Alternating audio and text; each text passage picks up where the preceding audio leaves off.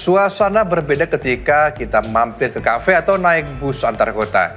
Biasanya musik jadi teman setia, tapi kini banyak tempat umum memilih hening. Alasannya soal kewajiban membayar royalti musik. Lalu bagaimana dampaknya bagi masyarakat? Berikut liputannya.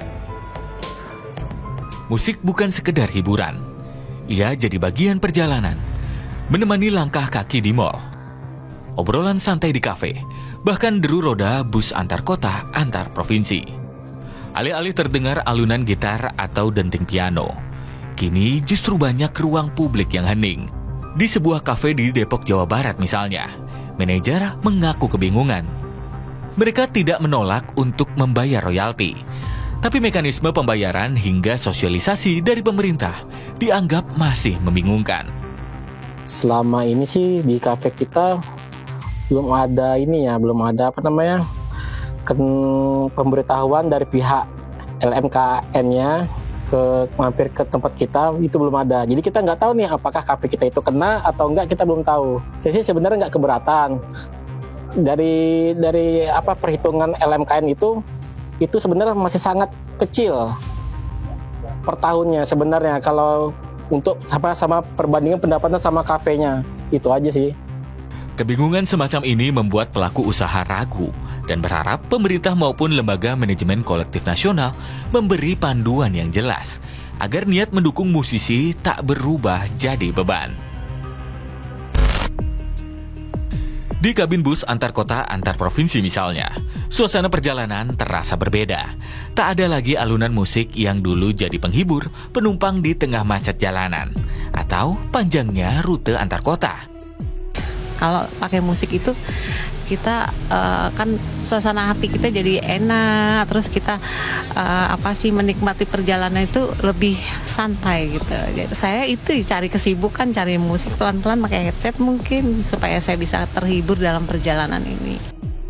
Bagi sebagian penumpang, ketiadaan musik memang membuat perjalanan terasa hampa, tapi bagi yang lain justru dianggap sebagai hal positif. Kalau menurut saya pribadi, mending ini tidak ada musik. Karena satu, kita menikmati perjalanan dan melihat pemandangan kiri kanan. Kedua, kadang-kadang kita kalau sudah jenuh, kita kan punya HP. Ya melihat YouTube dan lain-lain di HP, berita-berita di HP. Perbedaan selera musik membuat situasi semakin kompleks. Ada yang merasa terganggu, ada juga yang ingin bebas memilih hiburannya sendiri. Nah, sebenarnya mau ada musik atau nggak pengaruh, karena saya bisa pakai headset dan memutar lagu dari playlist saya sendiri, sehingga saya nyaman mendengarkannya nanti. Polemik royalti dalam pemutaran musik kini tengah gencar menjadi pembahasan di DPR. Terbaru, 20 Agustus lalu pemerintah dan perwakilan musisi mengadakan rapat dengar pendapat di Komplek Parlemen, guna menata ulang sistem pengumpulan dan pembagian royalti yang selama ini dinilai belum efektif. Para musisi menuntut transparansi dalam pembagian royalti antara penampil, komposer, dan juga penerbit, agar hak setiap pihak dapat terwakili. Semuanya terdistribusi dengan benar. Lagu-lagu mana yang digunakan, yang dimanfaatkan, yang memperoleh manfaat, disitulah komposer yang mendapatkan manfaat fee, royalti fee. Jadi poinnya nanti yang akan kita pertegas dari aksi itu. DPR menargetkan RUU Hak Cipta bakal rampung dalam 2 bulan masa persidangan. Untuk ini DPR bakal melibatkan musisi dalam tim perumus. Nah, untuk itu kepada masyarakat luas diharapkan untuk tetap tenang, untuk dapat kembali seperti sedia kala memutar lagu tanpa takut, menyanyi juga tanpa takut, karena dinamika yang terjadi sudah disepakati, dan dari hasil pertemuan tadi telah disepakati bahwa semua pihak akan menjaga suasana iklim dunia permusikan supaya sejuk dan damai. Sebelumnya, musisi Ari Lasso lantang bersuara di media sosial terkait simpang siurnya royalti yang diterima.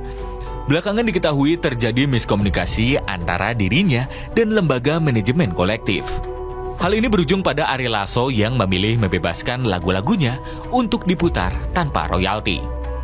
Satu kebijakan nyatanya berimbas besar pada keseharian masyarakat. Meski tak semua satu suara, tapi seluruhnya kini berhitung ulang dengan biaya royalti. Tim Liputan, melaporkan.